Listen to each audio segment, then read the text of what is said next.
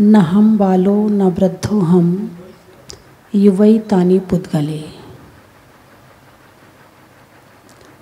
देवताओं को बुढ़ापा नहीं आता, बचपन नहीं होता, उनकी केवल जवानी होती है, युवावस्था होती है, कुमार अवस्था होती है। नारकियों को भी नहीं आता है, वो जैसे जन्म लेते हैं उसी अवस्था में उनका मरण हो जाता है। फिर बुढ़ापा किसको आता है? बचपन, जवानी, बुढ़ापा किसके होते हैं? तो शास्त्रों में आचार्यों ने बताया है, औदारिक शरीर वालों के बचपन, जवानी और बुढ़ापा होता है। किसके? औदारिक शरीर वालों के। आपका कि कौन सा शरीर है? 5 शरीर होते ना? कितने होते हैं शरीर? 5। कौन कौन से? औदारिक, वैक्रियक, आहारक, तेजस और कारवाण। औदारिक शरीर स्थूल शरीर होता है। औदारिक शरीर में बचपन, जवानी और बुढ़ापा आता है। देवताओं का और नारकियों का वैक्रियक शरीर होता है। उनके हड्डियाँ, खून, पीप, मांस आदि नहीं होता है, उनका स्पेशल शरीर होता है। लेकिन औदारिक शरीर में हड्डियाँ, खून, पीप, मांस आदि होता है औदारिक शरीर में। तो अब बुढ़ापा केवल मनुष्यों को होता है क्या? तो जानवरों के भी बुढ़ापा होता है, जानवरों का भी बचपन होता है ना? आपने एक बार नहीं अनेक बार देखा होगा कि जन्म लेते हैं, फिर छोटे से रहते हैं, फिर धीरे धीरे बड़े होते हैं, फिर और बड़े होते हैं, फिर उनकी युवावस्था आती है, फिर वो भी बूढ़े हो जाते हैं, फिर मर जाते हैं। चाहे कुत्ता हो, चाहे बिल्ली हो, चाहे गाय हो, चाहे बैल हो, चाहे भैंस हो, चाहे शेर हो, चाहे चीता हो, चाहे हिरन हो, चाहे हाथी हो। हाथी को भी बुढ़ापा आता है, भले इतना बड़ा शरीर क्यों ना हो, लेकिन बुढ़ापा तो उसमें भी आ जाता है ना? तो ये बुढ़ापा, बचपन, जवानी, ये औदारिक शरीर की जीवन की एक प्रक्रिया है। जब बचपन होता है तो आदमी खूब कूदता है। बचपन होता है तो आदमी खूब कूदता है। छोटे बच्चे आपने देखा ना, काम ना हो तो भी दौड़ता रहता है। कोई काम नहीं है उसको कोई सामान यहाँ से उठा के वहाँ नहीं रखना, उसको कोई काम नहीं करना, लेकिन फिर भी इतनी स्पीड से दौड़ता है कि आपको पकड़ना मुश्किल कई बार हो जाता है। यानी बचपन में खूब कूदता है, लेकिन जैसे ही थोड़ी सी युवावस्था आती है वह थोड़ा सा कम हो जाता है, फिर थोड़ा अधेड़ होता है और कम हो जाता है, और बुढ़ापा आता है फिर तो चलना फिरना भी मुश्किल हो जाता है। ये तीनों एक साथ लगे हुए हैं। बचपन आता, जवानी आती, बुढ़ापा आता। बचपन अच्छा लगा फिर भी खोता रहा, जवानी में ऐसी नींद आई कि सोता रहा। अब बुढ़ापा ना अच्छा लगता है न नींद आती है। 2 कदम चलो सांस फूल जाती है, और याददाश्त ऐसी खुद को भूल जाती है। सिर के बाल गायब होते हैं, जवानी के गाल गायब होते हैं, आँखों की लाइट गोल होती है, और खाने की हर चीज़ गोल होती है। किसकी कहानी है ये? बुढ़ापे की। बचपन में 2 पाँव, जाते थे गांव गांव, अब हैं 2 कदम मुश्किल जबकि हैं 3 पाँव। अब हैं 2 कदम मुश्किल जबकि हैं 3 पाँव। बचपन में ये आँखें दूर तक देख लेती थी, पर बुढ़ापे में वही आँखें जवाब देती हैं। यूँ तो बचपन, जवानी, बुढ़ापा जिंदगी की जुड़ी हुई कड़ी से कड़ी है, पर बुढ़ापे की कहानी बहुत बड़ी है।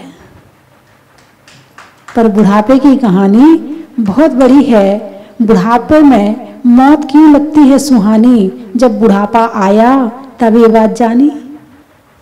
बुढ़ापे में मौत क्यों लगती है सुहानी, जब बुढ़ापा आया तब ये बात जानी। जो बचपन से प्रभु का नाम रटता, तो बुढ़ापा आराम से कटता। जो बचपन में बचपन से प्रभु का नाम रटता तो ये बुढ़ापा बड़े आराम से कटता, और ऐसा कि कटा का कटा रह जाता और चेतन कटे बुढ़ापे को अलविदा कह जाता, और चेतन कटे बुढ़ापे को अलविदा कह जाता। निश्चित है कि बचपन, जवानी और बुढ़ापा मनुष्यों को आ रहा है, आता था और आएगा। ये एक सामान्य प्रक्रिया है मनुष्य पर्याय की। किसकी? मनुष्य पर्याय की। आत्मा तो वही है, चाहे बचपन में है आत्मा वही है, जवानी में है आत्मा वही है, बुढ़ापा भी आ गया तो आत्मा वही है, इसमें कोई फर्क नहीं पड़ रहा है। अब कई बार बुढ़ापे में बड़ा मन चलता है लोगों का, किसी का खाने में चलता है, किसी का बात करने में चलता है भाई आत्मा तो वही है ना, बुढ़ापे भी तो बुढ़ापा शरीर पे ही तो आया है ना। अब बुढ़ापे में जब आत्मा जागृत रहती है और शरीर बूढ़ा हो जाता है, उस स्थिति को संभालना बड़ा मुश्किल होता है। सारी वो भावनाएं, सारी वो मालकियत की जो जवानी में करी है, जो सारे काम जवानी में किए हैं, वो सारे काम की इच्छा बुढ़ापे में भी रहती है और शरीर काम करता नहीं है। ऐसा होता है। जो बूढ़ा है ना वही समझ सकता, दूसरा नहीं समझ सकता। आत्मा वही है, विचार वही है, वही मन में करने की भावनाएं हैं, लेकिन शरीर उसे ब्रेक लगा देता है। तो आत्मा वही है। बचपन, जवानी, बुढ़ापा किस पर आया? शरीर पर आया। किस पर आया?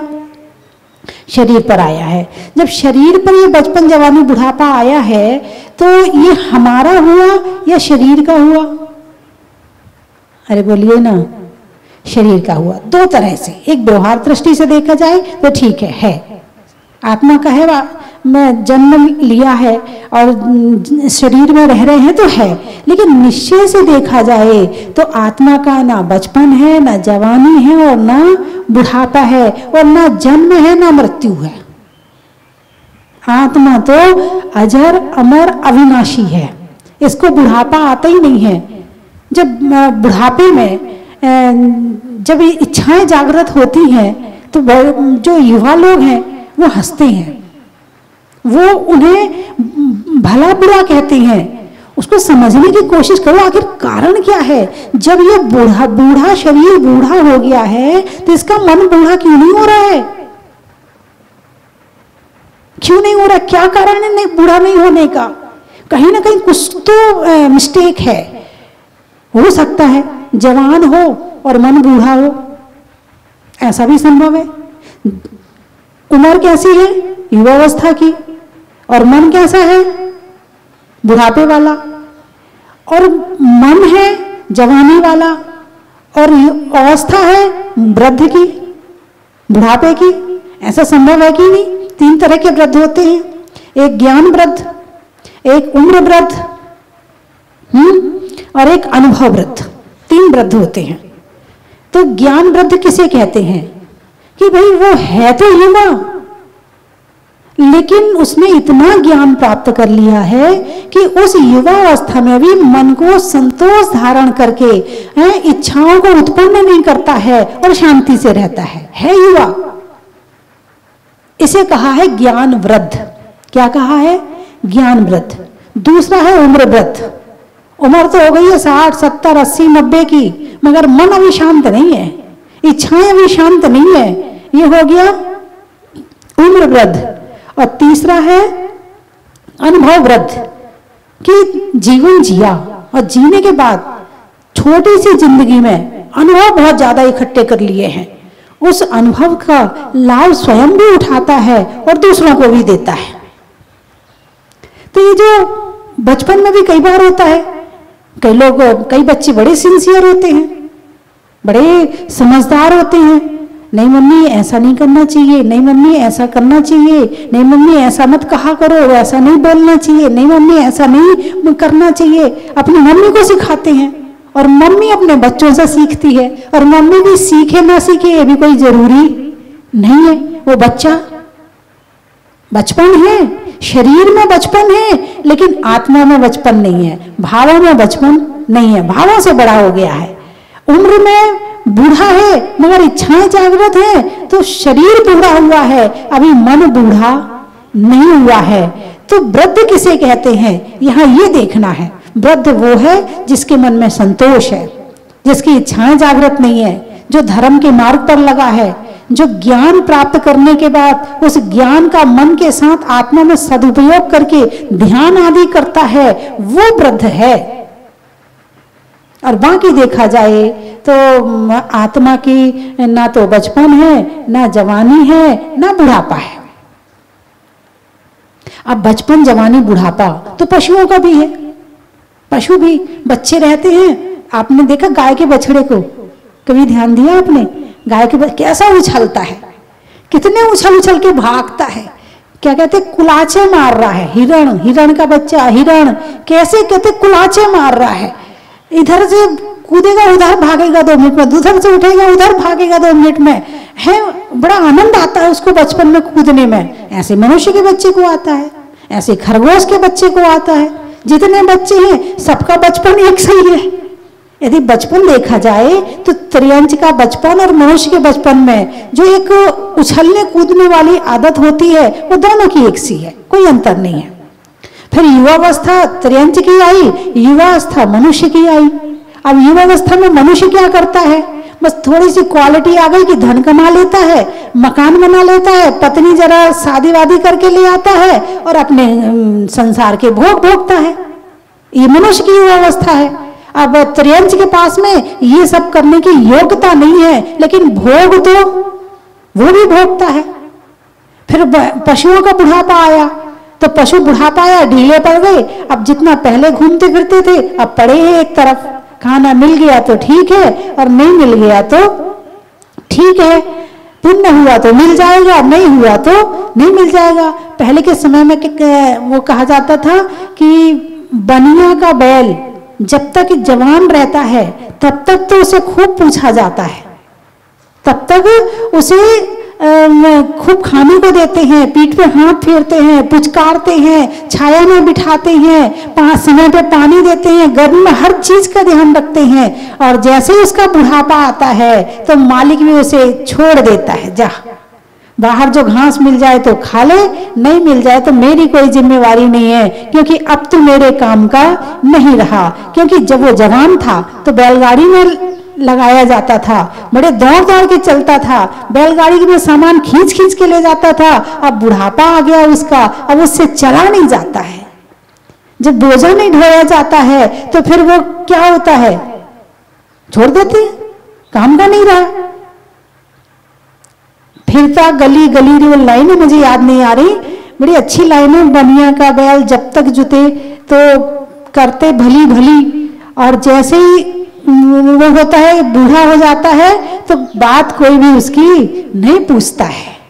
वो स्थिति मनुष्य पर्याय में है, यह कौन सा, क्योंकि सब आत्मा को ना देख करके सब बचपन जवानी बुढ़ापे को ही देख रहे हैं। और इन तीनों के बीच में मध्य में रहने वाली जो आत्मा है, उस आत्मा को यदि सबके अंदर केवल आत्मा देखी जाए, यदि 2 तरह की दृष्टि होती है, पर्याय दृष्टि और द्रव्य दृष्टि।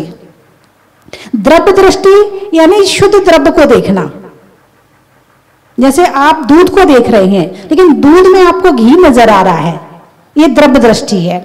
और पर्याय दृष्टि, ये अभी दूध है, फिर ये दही बनेगा, फिर में इसका मक्खन निकलेगा, फिर उसके बाद उसको तपाया जाएगा, फिर घी बनेगा, तब तुम्हें घी दिख रहा है। लेकिन पहले दिख जाए उस पर्याय रूप के अंदर जो चीज छिपी हुई है, उसको वर्तमान में देखने का नाम है द्रव्य दृष्टि।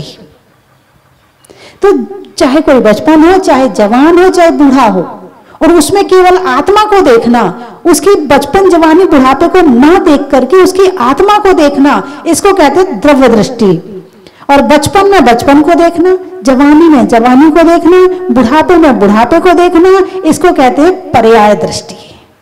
ये कौन सी दृष्टि है, पर्याय दृष्टि। तो अभी तक हमारी कौन सी दृष्टि काम कर रही है, पर्याय दृष्टि। द्रव्य दृष्टि तो बंद पड़ी है, आंखें खुली नहीं है, आंखें नहीं खुली अभी तो द्रव्य दृष्टि की। यदि द्रव्य दृष्टि की आंखें खुल जाएं तो एक चींटी में भी भगवान नजर आ जाए, अरे पता नहीं ये चींटी कब भगवान बन जाए, एक कुत्ते में भी भगवान नजर आ जाए, एक भिखारी में भी भगवान नजर आ जाए, एक पशुओं में भी भगवान नजर आने लगे, है तुम सबकी रक्षा करने लगो। रक्षा करने का भाव कब पैदा होता है? जब उसके अंदर में आत्मा नजर आती है।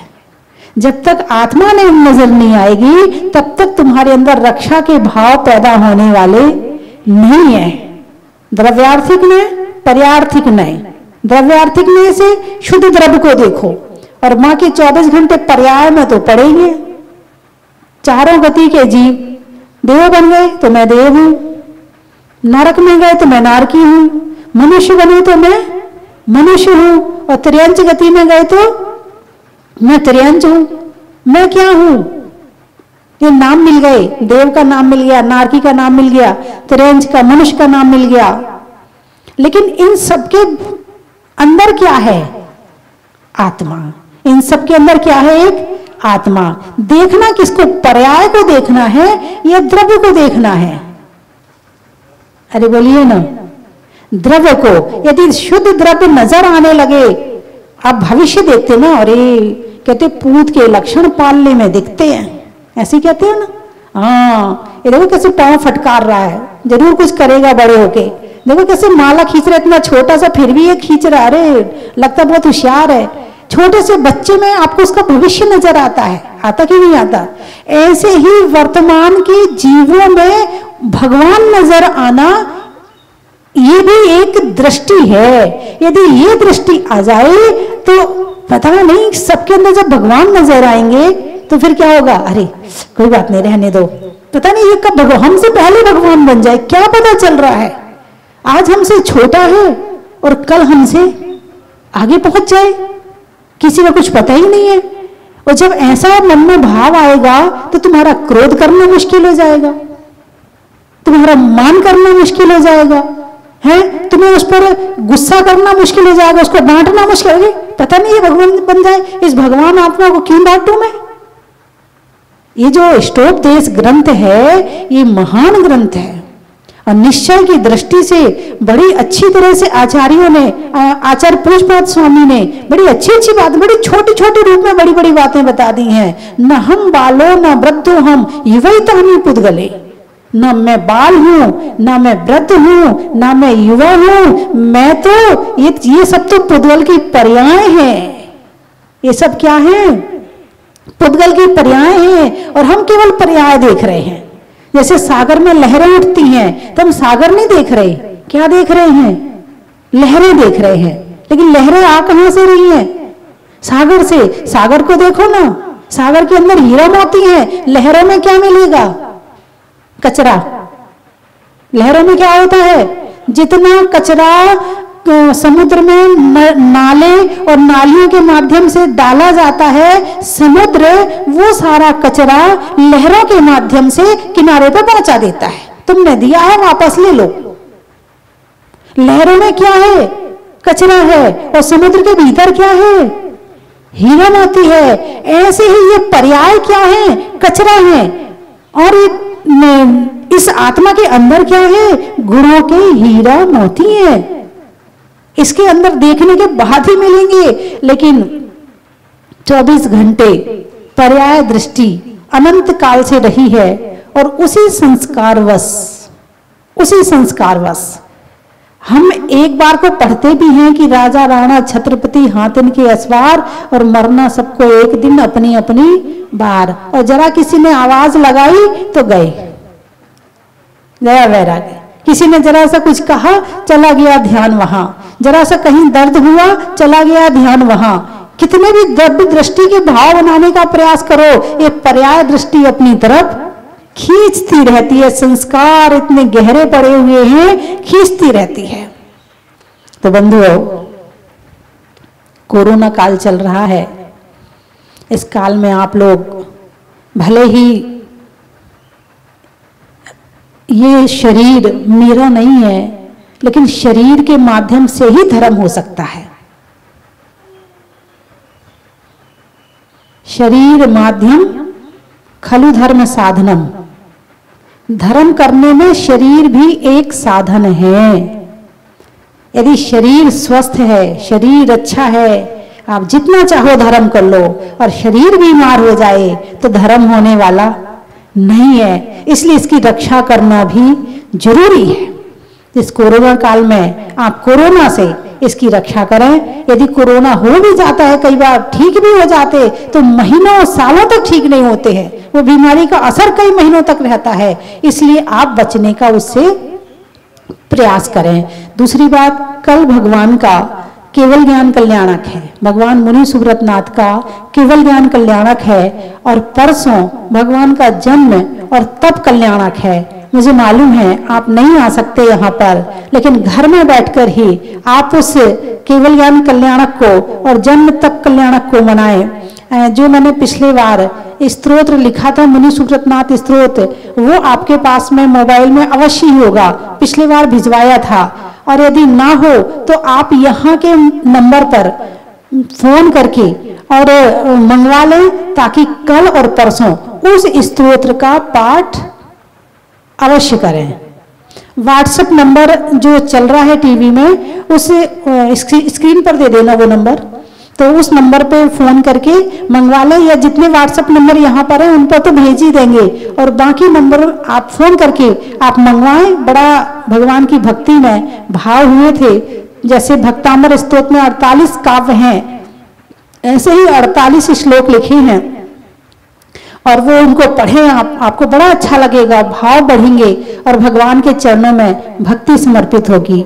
दूसरी बात, जो बड़ा ही महत्व है, सभी लोग बना के यहाँ पर भेजे हैं। कुछ लोगों ने तो बिल्कुल सही बनाए हैं, लेकिन कुछ लोगों के पढ़ के तो बड़ा आनंद आया है? दिल्ली में पराठे का, कलकत्ता में क्या भेलपुरी का, दिल्ली में पराठे का, कलकत्ता में भेलपुरी का, और तीर्थों में जहाजपुर का। बड़ा ही महत्व है, बड़ा अच्छा लगा। चलो कुछ तो याद आया, जहाजपुर इस बहाने याद तो है आपको, है? लेकिन सही बनाए, पीछे का तुक आप मिलाएं। और जो आज मैं मुक्तक छंद के विषय में 2 बातें बता देती हूँ, कि पहले आप सुन लें कि मुक्तक होता क्या है। रंग को बदलकर तस्वीर बदल देते हैं लोग, कमान से निकला हुआ तीर बदल देते हैं लोग, तुम अपने ख्यालात ना बदल पाए, बदलने वाले तो तकदीर बदल देते हैं लोग। ये मुक्तक छंद है। इसमें ऊपर की 2 लाइनें एक सी हैं, तीसरी लाइन अलग है, और चौथी लाइन फिर वो ऊपर वाले से मिलके है। फिर से सुना दूं, रंग को बदलकर तस्वीर बदल देते हैं लोग, कमान से निकला हुआ तीर बदल देते हैं लोग, तुम तो अपने ख्यालात ना बदल पाए, और बदलने वाले तो तकदीर बदल देते हैं लोग। एक सी हो गई। इसी तरह से एक और सुना देती हूं, नारी अपनी उंगली से हिमालय को हिला सकती है, नारी अपनी उंगली से हिमालय को हिला सकती है, नारी मुर्दे को जिला सकती है, नारी मुर्दे को जिला सकती है, और नारी वो शक्ति है संसार में कि भगवान को गोदी में खिला सकती है, कि भगवान को गोदी में खिला सकती है। तो इसमें 2 लाइनें ऊपर की एक सी होती है, तीसरी लाइन अलग होती है, और चौथी लाइन फिर वैसे ही होती है। तो जो तीनों के मिलाकर के और फिर 4 लाइनें बनती हैं। तो आप लोग मुक्तक छंद बनाने का प्रयास करें। इसमें मात्राओं का, शब्दों की कोई गिनती नहीं होती है, फिर भी एक लाइन की जो एक तुक मिलना चाहिए पीछे की, पहली बात। और लाइन में भी ज्यादा लंबी चौड़ी छोटी बड़ी ना हो, इस बात का भी ध्यान रखा जाता है, तभी वो मुक्तक छंद बनता है। तो आप लोग आज मुक्तक छंद बनाएं, और यदि आपने महत्व बनाए हैं तो वो जरूर भेजें, और नहीं बनाए हैं तो बनाना शुरू करें। बोलिए 24 भगवान की